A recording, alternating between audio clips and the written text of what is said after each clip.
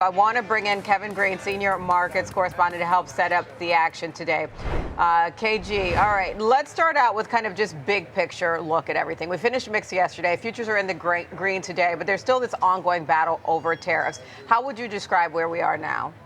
Yeah, I think we're seeing a little bit of a relief rally here with the S&P 500 futures up about 2.5%. I think when you're kind of looking at some of the progress, I think the market's really likes the fact that we are having at least talks with Japan. Obviously, we do have these increased tariffs, the heightened tariffs for China over the next 24 hours here, but it looks like the market for now is actually discounting that. We have yields moving higher, backing off maybe some of that risk premium that we saw over the last couple of trading sessions here. And we also have a lot of these sectors really kind of in the green for now. And so I would still expect a little bit more of a volatile market. Volatility is still sitting at around 40 right now. So you're still looking at around a 2.5% implied move to the upside or downside. If we're open where we're at right now, we're probably going to see that in the S&P 500. But the news can turn this market on a dime, as you kind of talked about, the intraday swing that we saw yesterday, especially after that news report or the false news report that moved $2.5 trillion to the upside, and then we lost $2.5 trillion to the downside. That's just the type of volatility that we're in.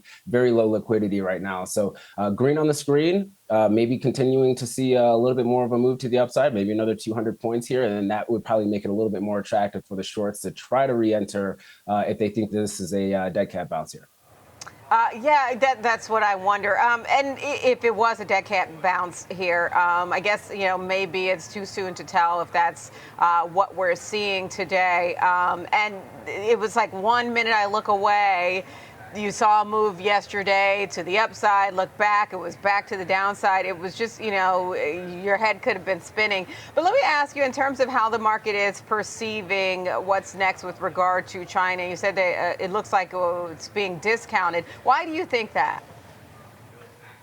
I think there's two reasons. One, I think the market does believe that it's not realistic that we're going to increase those tariffs on China to the totality of 104%. Yeah. That would be obviously very inflationary, and so I think they're discounting that. And then two, Japan. I mean, we kind of talked about these countries yesterday. What are the three countries or trading blocks that we really do need to see maybe some progress with? And that was going to be Japan, China, and the EU. EU already hit us back with some tariffs, but some commentary this morning around energy trade probably brings a little bit of optimism when it comes to the U.S. equity market. Japan does appear that they want to start initial talks here. We don't know the details of that, but that is something that's also a bright spot. China is really the biggest drawdown or the question mark here. So you have a win, you have maybe some neutrality, and then you have the loss when it comes to China. I think the market has gotten so aggressive to the downside that they're saying, hey, we're willing to take the shot here. Maybe we oversold this. And this could, once again, be a little bit of a dead cat bounce. The one thing that is pointing a little bit more bullish for now is that the last two trading sessions had really large volume if you're looking at the E-mini S&P 500 volume or even the SPY volume. And you can kind of correlate that on a technical basis that a lot of obviously contracts traded hands here, but maybe that is an initial turnaround signal for the market. We won't know until this is all said and done. I would say, once again, that 5,400 level, 5,425 will probably be the biggest area for shorts to try to come back into this market if they are going to try to knock it down. And if you're looking at it from a technical standpoint, the S&P 500 is kind of just, it has completed the second wave of a potential three-wave cycle to the downside here. So this could be that counter trend until we see another flush, and then maybe some buyers really trying to step in here on the longer-term time frame.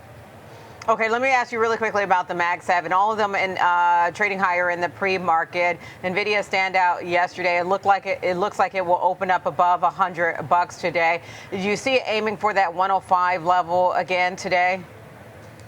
Yeah, it's going to try. One thing to kind of note, sometimes the overnight trading, when you're looking at prices, gets faded fairly quickly in the morning because we just have more volume coming in.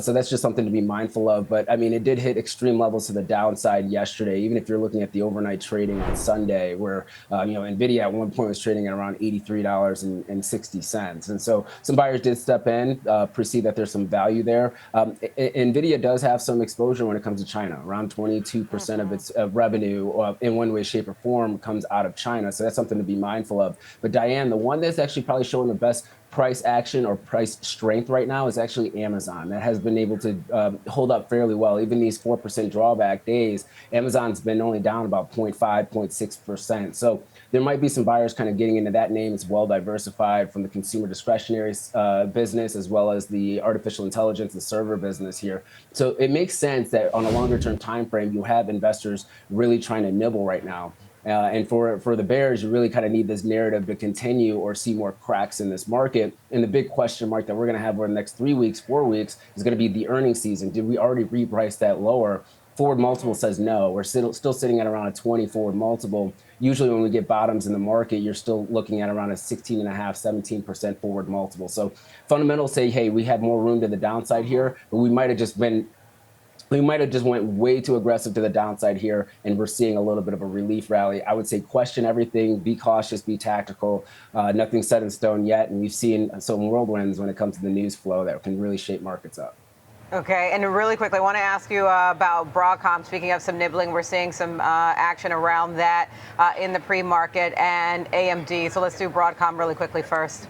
Yeah, so for Broadcom here, they are actually going to, they did have an approval here for the $10 billion share buyback. So they did announce this yesterday. Now, this is authorized up until December 31st of this year here. And this is just showing, once again, kind of confidence that from at least the board's standpoint and leadership, that they are going to be able to continue to grow and outperform here. And this might be the best use of capital, especially after an aggressive pullback like this. Now, they have had some pretty strong guidance when it comes to Q2. The custom AI chips has also been a tailwind for them. And you might actually see this type of trend, Diane, with a lot of these companies that do have already these authorizations. Maybe you do see a pull forward as a lot of these stocks are off 20, 30, 40% from their highs here. Maybe they deploy that capital that provides you a little bit of price stability for the near term here. Now, AMD did receive a downgrade, but you're seeing actually a little bit of some buying happening there, and that's actually a pretty decent sign for this stock here.